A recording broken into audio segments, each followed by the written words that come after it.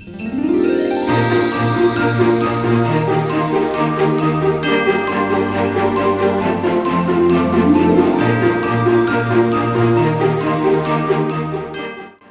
right, how's everybody doing? So, it's kind of a Christmas special that I'm doing. You know, the sword industry has been booming for quite a while now and evolving as it goes.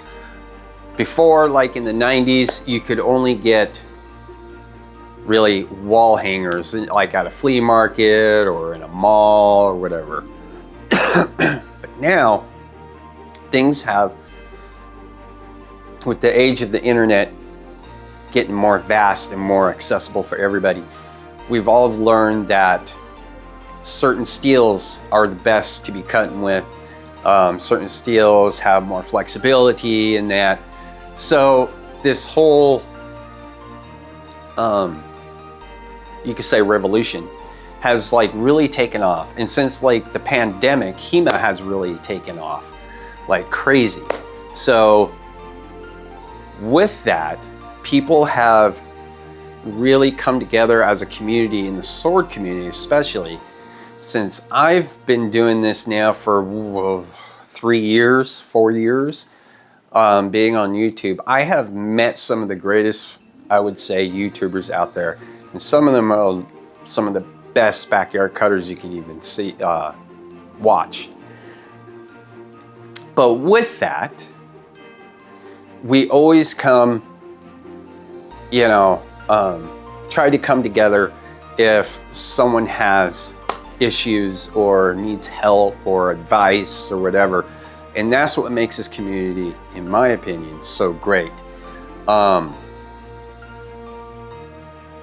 So we kind of learn off of one another if we can, because each one of us has a different knowledge in different fields. Like, okay, mainly my channel focuses on Japanese swords. I do want to expand on it, just right now I haven't. But mainly I focus on, you know, Japanese swords right now. Eventually, might move into European, and I may need help from another YouTuber on that. But this community has really grown over the years, which is, in my opinion, I think is a really good thing.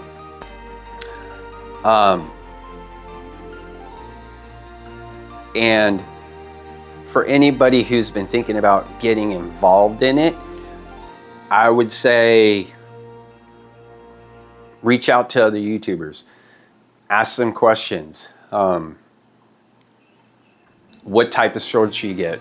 What type of material should it be? And if you're a first-time cutter, first time owning a sword, I've always said on my channel, best ones to get, in my opinion, it's either 1060 or a 9260 spring steel.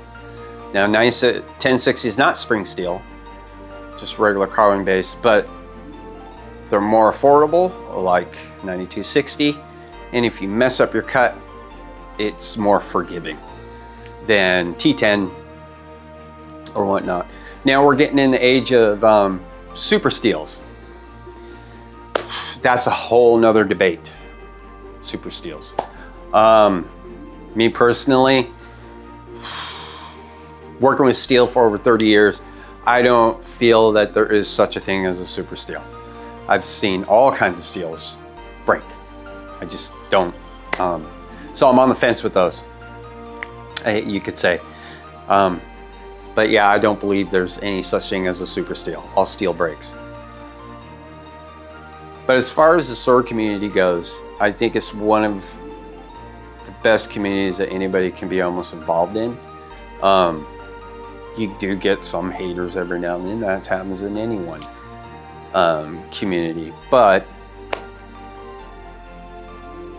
other than that, I think this is a really good community, and I think from here it can only grow even more and get even bigger, because it's not going anywhere. This community is not going anywhere. Swords are not going anywhere. And why do we love swords? because they're tangible. We live in an age of spreadsheets, PDFs, you name it, okay? But this right here, we control. We control the movement of this. We control what it does, when we want it to do it, and you can just tune out the rest of the world. It's like when I teach people how to weld. I always tell them, when you're learning how to weld, everything in the real world, what's going on outside the world, doesn't matter anymore. When that hood drops, all that matters is that weld at that point in time of your life. Same when you use a sword. When you're cutting, you're just focused on your target, how you want this to move, and what type of cut you want to perform. That's all that matters at that point in time. Nothing else matters, because if you're thinking of something else, your cut's not going to be very good.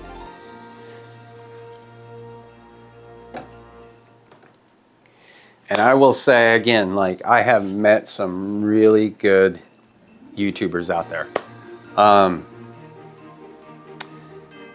Just to name a few, like,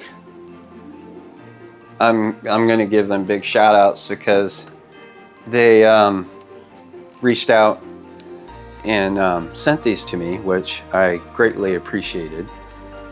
First off, we'll go with this one.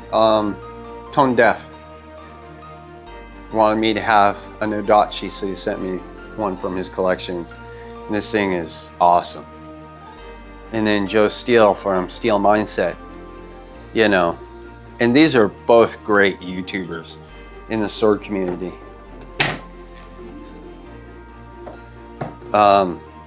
Especially Tone Deaf with the Nodachis. That's all he ever cuts with. I mean, he's a hell of a cutter with them. By the Sword, another great YouTube channel dealing with European swords. Emblem Arms, another great European one. And he's an author, writes children books, which is really, really cool. Focusing around swords, so your kid also learns something at the same time and having fun with it. Eric Hussein, who's a really good cutter. He's like one of the best on YouTube. Kingfisher, he's another one, really good cutter on YouTube. Samurai Bird, I could keep going and going and going and going. But I have gotten to not meet these people per se in person, but get to know them by being part of this community. And that, I think, in this day and age of everything going on, we all kind of need that and help support and build people, you know, because, yeah, shit happens. And, yeah, it could get rough at times. But I just want to give a big thank you to this sword community for being here, being around, and I think it's going to just keep growing and growing and growing and growing, which is a good thing. Because, like I said, swords, they're not going anywhere. They've been around since the Bronze Age, and they're going to continue being around. So, have fun with them, be safe with them, and we'll see you all in the next one.